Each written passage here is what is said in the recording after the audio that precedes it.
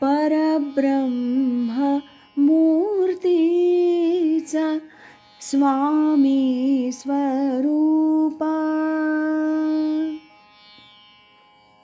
निजानंद साकारला जो अरूप, शुचित्वे स्वयं लाजविले न भाया,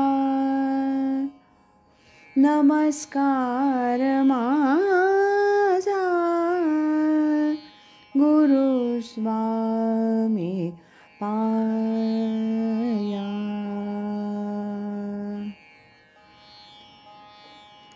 परमपूज्य स्वामी स्वरूपानंद जीवन साहित्य दर्शन या डॉक्टर अशोक कामत आणि प्राध्यापक म.अ. कुलकर्णी तथा स्वामी प्रज्ञानंद यांनी संपादित केलेल्या पुस्तकातील 3ऱ्या विभागातील आज ऐकूया डॉक्टर व्ही. कुलकर्णी यांनी लिहिलेल्या ज्ञानेश्वरी नित्यपाठ चिंतनिका या लेखाचा भाग 6.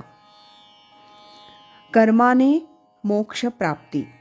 कर्मयोग, ओवी क्रमांक 26 ते 44. जीवनातील आपली कर्म करीत असताना आपली मनोभूमिका कशी हवी तेही सांगायला हवं. ती अशी हवी, मी करता असून मी हे कर्म करीत आहे. हे कर्म करीत असता मला अमकं तमकं फळ प्राप्त व्हावं अशी अपेक्षा आहे. असा अभिमान आणि अभिलाषा मनात यत्किंचितही येऊ देऊ नये. मी म्हणजे हे शरीर अशी देहात्मवृत्ती सोडून द्यावी. देहाला आणि अर्थातच इंद्रियांना केंद्रबिंदू ठेवून केलेल्या साऱ्या कामना सोडून द्याव्यात. याचा अर्थ असा नाही की शरीर धारणेस लागणारे आहार विहार सोडून द्यावेत. त्यात आसक्त होऊ नये इतकंच. कामना शून्यतेनं उपभोग घेता येतात. भोजन हवं करावं, पण अमकंच हवं, अमकं अधिक आवडतं, अमकं तमकं आवडत नाही अशी आवड नावड, यालाच तर गीता कामक्रोध म्हणते, ती ठेवू नये. विनोबा म्हणाले होते, पळी श्रीखंडात बुडवा की पिठल्यात बुडवा, पळीला सुखदुःख काही नाही. त्याप्रमाणे आवड निवड न ठेवता शरीर धारणेस योग्य ते आहार देता येतात. हे भोजनापुरतंच लक्षात ठेवायचं नाही. सारेच इंद्रिय भोग या पद्धतीनं घ्यावेत. अवसरोचित भोगावे भोग सकळ. नियम मनाला हवेत. मन जणू शरीरातून काढून घेतलं आहे, ते स्वरूपावर निश्चय ठेवला आहे. मग बाह्यतः सारी कर्मेंद्रिय त्यांचे व्यवहार करीत आहेत अशी भूमिका घेता येते. भूक लागणं हा निसर्ग नियम आहे.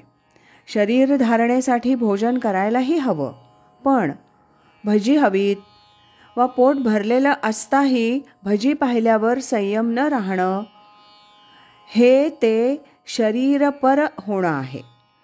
शरीर धारणेसाठी सर्व इंद्रियांचे आहार घ्यायचे आहेत, पण त्यात आसक्त व्हायचं नाही. जगण्यासाठी जेवायचं आहे, जेवण्यासाठी जगायचं नाही. अशी मनाची अलिप्त अनासक्त वृत्ती ठेवली तर सर्व अवसरोचित उचित भोग भोगायला अडचण नाही. त्यासाठी दुसरं टोकही गाठू नये. सर्व कर्म संन्यासाची भाषा वापरू नये. सर्व कर्म संन्यास कुणालाही केव्हाही शक्य नाही. हे सव्यसाची अर्जुना, ज्याला देह प्राप्त झाला म्हणजे जो जन्माला आला, त्यानं कर्माची खंत म्हणजे दुःख बाळगणं हा गावंढळपणा आहे. कारण देहाच्या रूपानं कर्म पाठीच लागलेलंच आहे. तुम्ही जेवणार, ऐकणार, पाहणार, झोपणार, चालणार, काय सोडणार आहात? जगायचं आहे तर कर्म अटळच आहे. म्हणून कर्मत्यागाचे पिसे म्हणजे वेड टाकून द्यावं. कर्म म्हटलं की ते अज्ञान आहे, बंधन आहे असं नाही. कर्माचा संन्यास नाही करायचा, कारण ते शक्यच नाही. कर्माचं बंधन टाळायचं असेल तर कर्माचं नैष्कर्म्य करायचं असतं. कर्म करून ते न केल्यागत झालं पाहिजे. कर्माचं नैष्कर्म्य करायचं ते नीट समजावून घ्यायला हवं. कर्माचा अहंकारनी फलासक्ती टाकायची की कर्माचं नैष्कर्म्य होतं. मी केलं असं वाटत नाही की त्यापासून काही प्राप्तव्य आहे असं वाटत नाही. हे असं कसं होऊ शकेल असा प्रश्न पडू शकतो. त्याला उपाय 2 आहेत. एकतर तो स्वभाव बनून गेला तर अहंकार राहत नाही. मी रोज जेवतो, चालतो, त्याचा कुठे आहे अहंकार? ते कार्य होतं. मी केलं असं वाटत नाही. जे मी केलं असं वाटत नाही अशा कर्माच्या फलाचीही अपेक्षा नसते. दुसराही एक उपाय आहे. कर्माची कला बनली तर तो स्वभावही बनतो आणि त्या कर्मातच आनंद वाटतो. त्याच्या स्वतंत्र फलाची अपेक्षा राहत नाही. एखादी नृत्य शिक्षिका दिवसभर नृत्याचे वर्ग घेते. ती दमत नाही, कंटाळत नाही. पण तिला म्हटलं 10-15 किलोमीटर चालत जायचंय तर ती दमेल, नको म्हणेल. चित्रकार 3-4 तास अखंड काम करतो. त्याला तहान भूक लागत नाही. पण त्याला 1 तास कपडे धुण्याचं काम सांगितलं तर ते काम नको म्हणेल. याचाच अर्थ असा की कर्मयोग म्हणजे कर्माची कला होऊ जाणे. निरहंकारनी फलासक्ती विरहित कार्य करणे म्हणजे कार्यातच रस घेणे, कर्मातच आनंद वाटणे. कर्माची कला होऊन जाणे हे कर्म रहस्य आहे. विशेष असं की कर्माची कला असणे ही आपल्या मनोवृत्तीवर अवलंबून आहे. कर्मात आनंद, उत्साह, सौंदर्य ओतता येतं. ती आंतरिक मनोवृत्तीतून येते. अमकं कार्य म्हणजे कला आणि अमकं कार्य म्हणजे काम असं काही नसतं. कोणत्याही कार्याची कला होऊ शकते आणि कोणत्याही कलेचं कामात रूपांतर होऊ शकतं.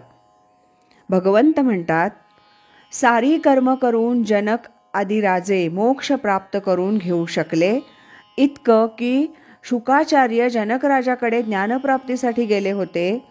याचाच अर्थ कर्म आणि ज्ञान हे परस्पर विरोधी नाहीत.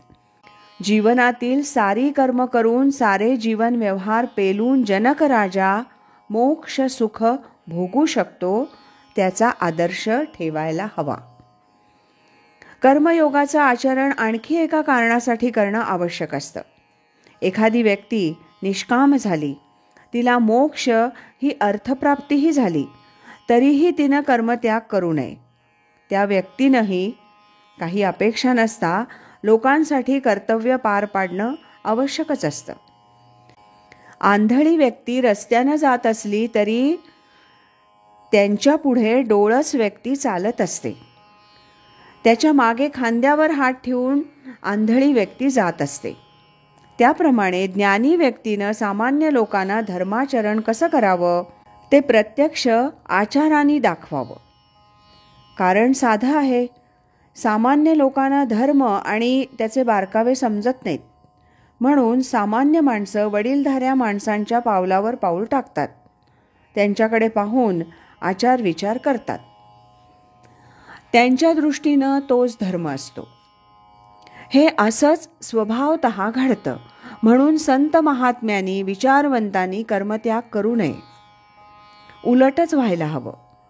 त्यांना काहीही मिळवायचं नसलं, ते कृतार्थ झालेले असले तरी त्यांनी कर्तव्यानी पालन करून काहीही अपेक्षा नसताना सुद्धा त्यांनी कर्मयोगाचं उत्कृष्ट आचरण करून दाखवायला हवं. आज इथेच थांबूया. लेखातला यानंतरचा भाग आपण उद्या ऐकूया. श्रीमद सच्चिदानंद सद्गुरु श्री स्वामी स्वरूपानंद महाराज की जय. हरि ओम तत्सत.